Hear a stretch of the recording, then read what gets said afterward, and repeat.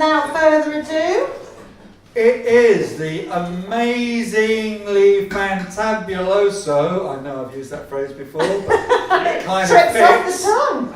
Alice Denny!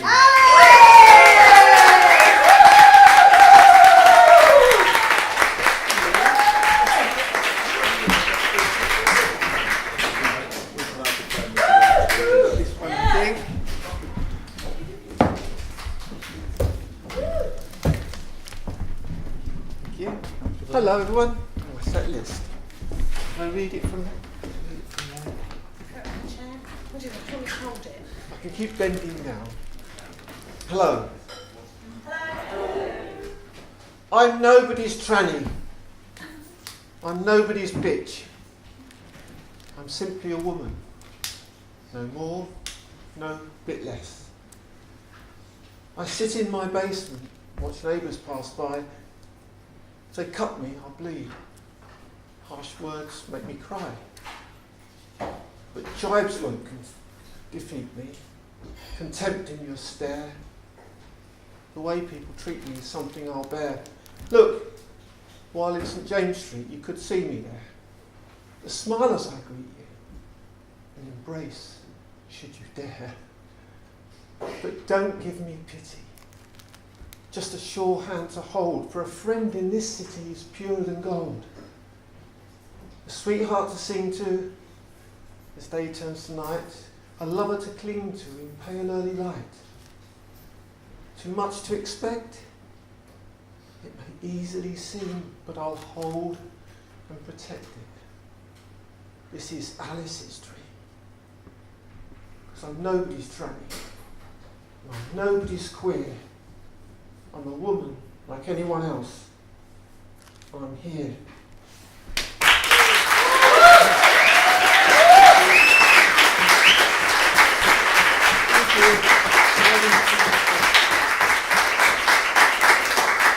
I hope I can crack through this and get through this set because it kind of hangs together. But this one, I have to do this poem for parents, for me really, for parents of recalcitrant teenage kids and especially single parents of children. What else would you be a parent of? It's called Midnight Walker. You might recognise this if you've got teenage kids. The tousled, unwashed hair you rarely comb falls into grey-green, almost sightless eyes. Always alone, you walk the long miles home. You have no time for those whom you despise. So many of your days are filled with gloom, which music solely has the power to ease. All day you play guitar locked in your room. Always you seem so very hard to please. Sometimes your sadness brings me to despair. Your anger stings me, and your brittle pain wrings tears. It seems so hard, so far beyond repair. I pray that you will find joy in life again. And soon you will walk happy, strong and free. That's all this Father longs for you to be. And I have to say that, I had to do that one, sorry, it's a sonnet, but I had to do that because he's getting married on Saturday, and he was quite tickled when his girlfriend told him that I'd said, he's just the sort of boy I'd have liked to have grown up to be. Some hope. Okay. A couple or so years ago, I had a nice night out in Brighton. I came home, looked at about 2 o'clock in the morning, looked at Facebook and saw something awful happening in Greece. I thought it was Athens. I'm glad I didn't realise it was Thessalonica, otherwise it would have made this poem a bit hard, but because I can't quite say it. Thessalonica. But this is called street cleaning. You may remember what the Golden Dawn were doing to people. They're cleaning the streets in Athens, sweeping us up, keeping us hidden, binned within fences. In this land where they can't collect taxes, we've seen people like us rounded up and extracted, gathered and tethered, battered and fettered, not for committing offences, except for the crimes of just being ourselves, exhibiting difference and being defenceless. The streets are still sullied with dog shite, strewn with discarded detritus of the thoughtless, the tourists, and those who despise us. No one gets paid for that cleaning. In this city where billions of euros go missing, there's no justice, no trust in the system, and ordinary lives have no meaning on streets where the poor feast on crusts and are pissing in gutters. Nobody dares make a fuss, or even cares enough, because their streets, at least, are clean of us.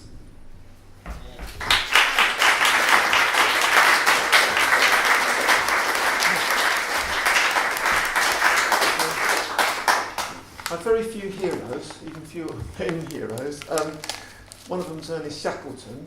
One who isn't is Scott, who bravely died, courageously died. And this is about his last day, or at least one of his colleagues' last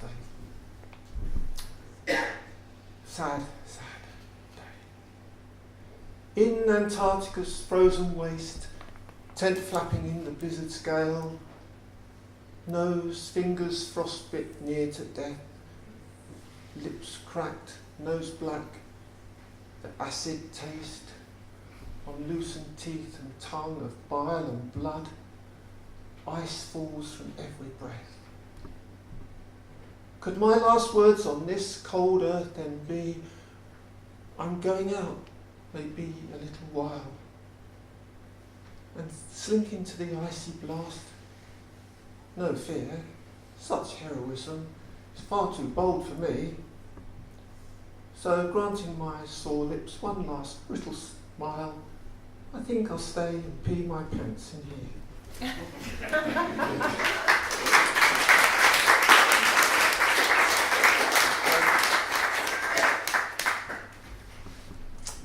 Right. Lesbian lust. Other people have been rude today, so I can do this one. I love your lips and tongue. Please don't give your lips and tongue to anyone but me. I want to be the one you give your lips and tongue to. I hunger for your lips and tongue. I long to feel your tender lips pressed to my lips, your slender tongue, a sapphic vine, slip tantalizingly between my eager lips in search of mine. I fantasize your vagrant lips and tongue wandering among the fragrant flowers in my lady god. Let me feel your tongue's firm tip tickle my clitoris to make me squirm and wet for it to harden with your kiss. I implore you, paw my skin, claw me, dig your fingers in as we cling to one another, immerse ourselves in sin, discover holy places denied to any other. I need to feel our bodies flex because I'm greedy for hot sex, hot sex, hot sex. Please, take me unawares. Take me anywhere you choose. The ladies lose if they're clean. Treat me mean, grab my hair, bang my head against the door, propel me to the floor. Tell me I'm your whore. Fist me till I'm sore. Make me beg for more, more, more. Twist my nipples till I squeal. I yearn to feel your lips' soft gift upon my breast, your burning cheek against my cheek, and your hot breath, hot breath, hot breath across my neck for our sweet salt sweat to mingle, our naked skin to tingle with brazen wanton lust. I want us to drown in one another's love. Come down on one another, love. Devour one another and deflower one another. At least you deflower me. I want you to be my first. Quench this thirst, lift this curse, fill me with your love until I burst. Make me complete. I want your sweet lips to tease my ears, their murmured words to ease my fears, soothe my weeping, sit my tears, tell me I'm yours. And when I wake, I long to see your sleeping face each day before me, for your lips and tongue to say that you adore me, need my touch. And if ever I'm away for an hour or a day, how so very much you miss me. But before you turn to go, most of all, for you to know how I so long, so long, so long for your adorable lips and tongue, just to kiss me.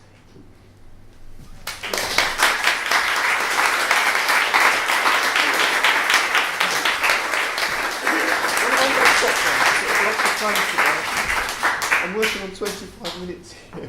I'm battling through. Okay. Right. Time is short. This is called Time is Short. And sometimes in life this happens, and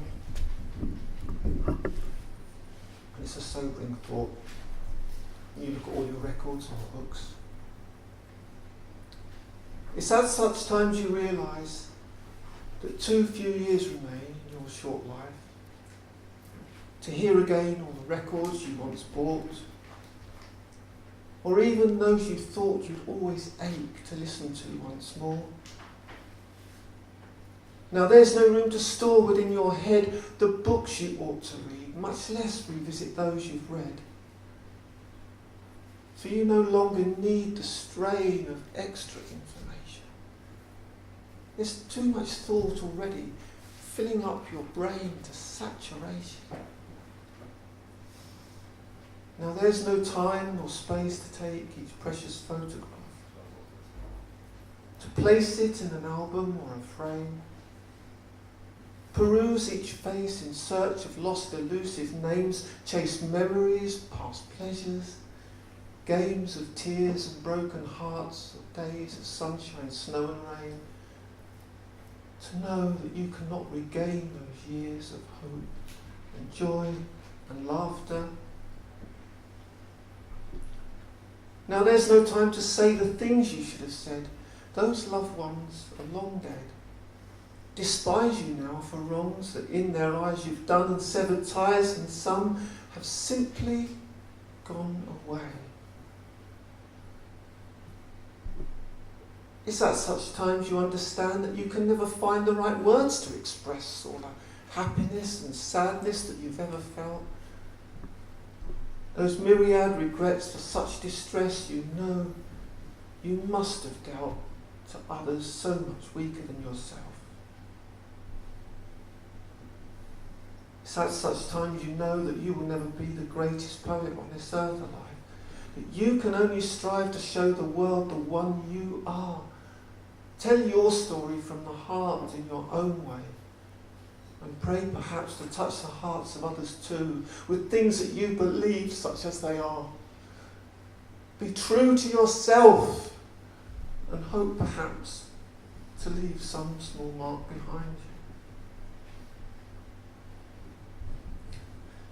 It's understanding how it feels growing older on your own, knowing now you'll never really find someone who'll taste of tangerines and cinnamon, who'll smile whenever you appear, whose eyes you fill as she fills yours, whose tears you still as if by some mere act of will. It's her applause you'd always listen for, crave so much more than anyone's, though hers the loudest anyway, of course. She'd be the first to say, how brave, well done. Even when you try to sing, be your number one fan. I know for sure, she would always be your everything.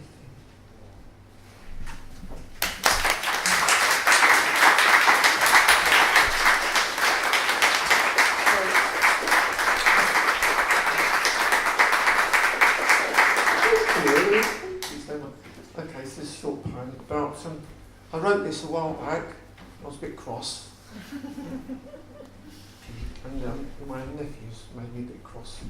These sarky, paternalistic, patronising comments on Facebook. This is called So. And lots of marginalised people get this from their families. So, no postcards, letters, texts, or posts.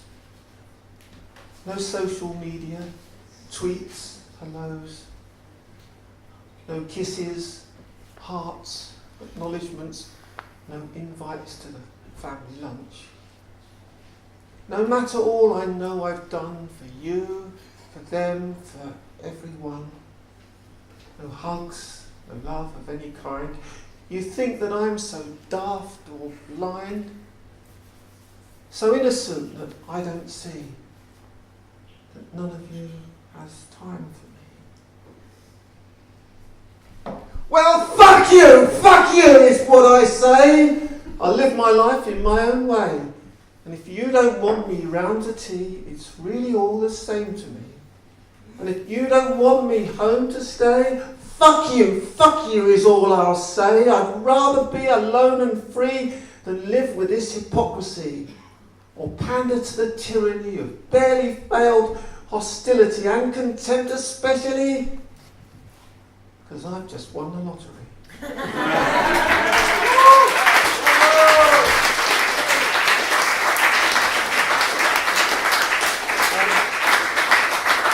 Son, about 4 or 5 more poems here. Okay. People who get crossed in love understand this. Another one starts with so, called Home Again. People will know this if you've been cheated on several times. Several of us have. So, you're home again. You just walk in with nothing but a flash of that familiar rascal grin. After all these weeks of worry in you prance, swaggering cheek, no sorry, insouciance. One morning I wake up to find you gone, just as so many times before, although you've never stayed away this long. Did you find another woman? Perhaps this time a man. I knew that you'd get all you want and need, you always can. So now you think that you can blithely saunter through my door, rely on me to fold you to my breast and love you as so many times before. I will admit that part might well be true. I'll gather up the shattered pieces of my broken heart, submit, hand it right back to you, which coolly you'll accept. Flaunt cruel disdain to tell me that no one will ever truly rule your heart. You selfish, callous, arrogant, adorable smelly cat.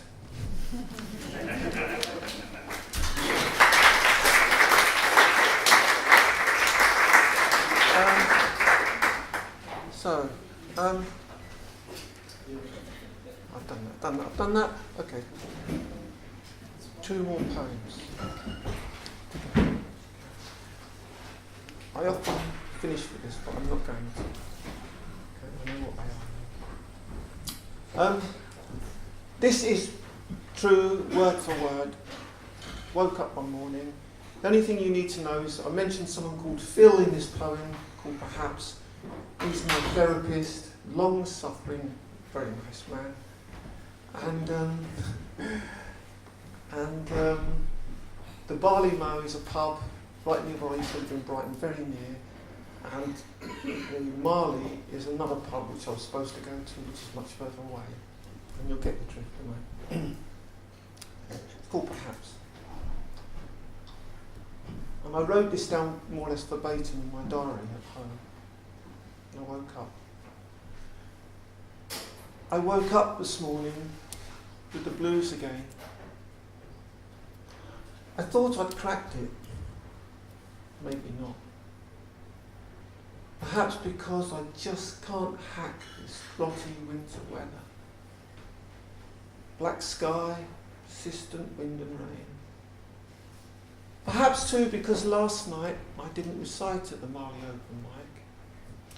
Perhaps because the weather was so bad, Karen and I met at the Barley Mow instead for a couple of drinks and a bit of a curly chinwag.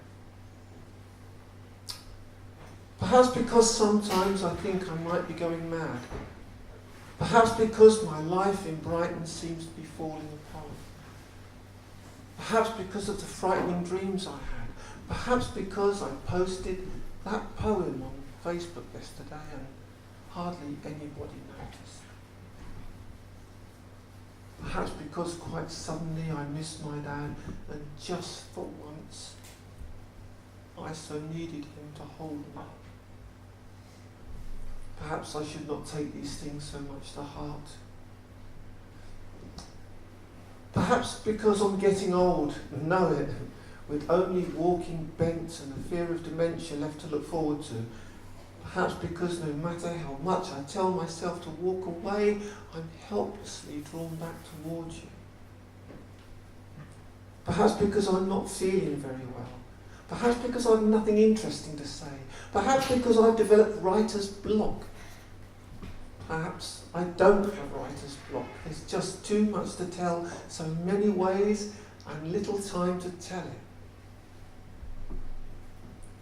Perhaps because at last I'm running out of luck.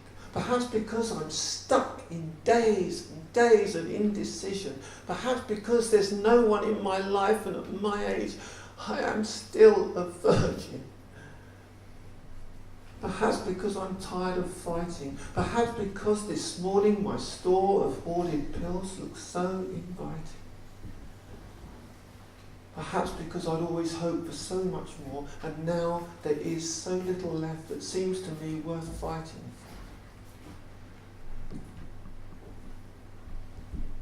for. Perhaps because I'm not sleeping well.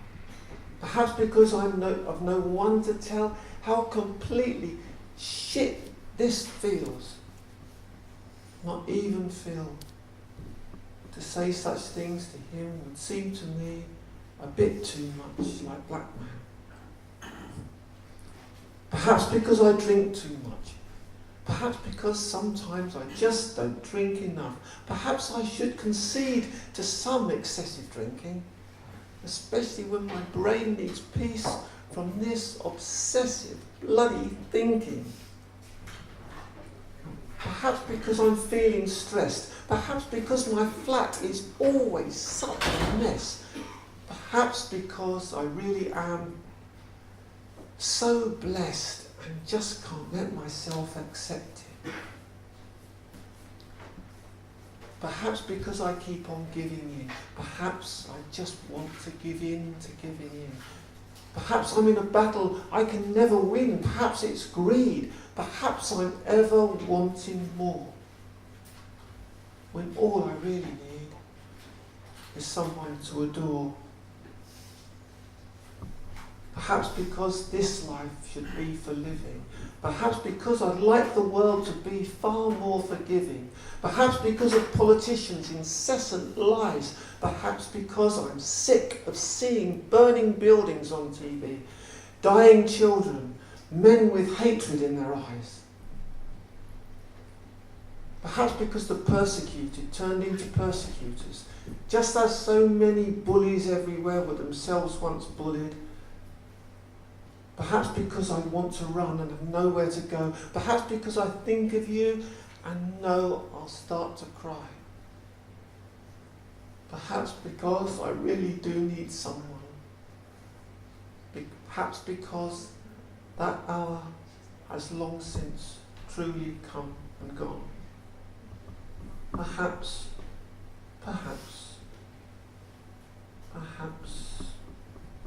how should I know why? Sorry everyone. Perhaps it's just my time to go. Goodbye.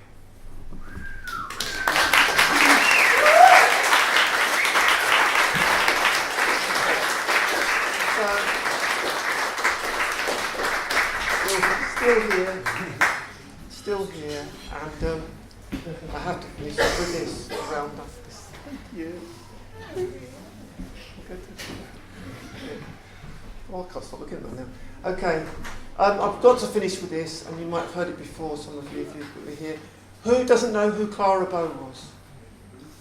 When I talk about heroes, everyone. Some people don't know who Clara Bow was.